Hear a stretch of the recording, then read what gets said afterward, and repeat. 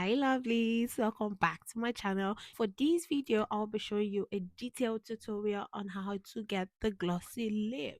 Go grab your makeup process and let's go. And also every products that I use in this video, you can actually find them on my TikTok. If you go to my TikTok page and go to my showcase, you will find all the makeup products I use on my channel. Please don't forget to give this video a thumbs up and also subscribe to my channel.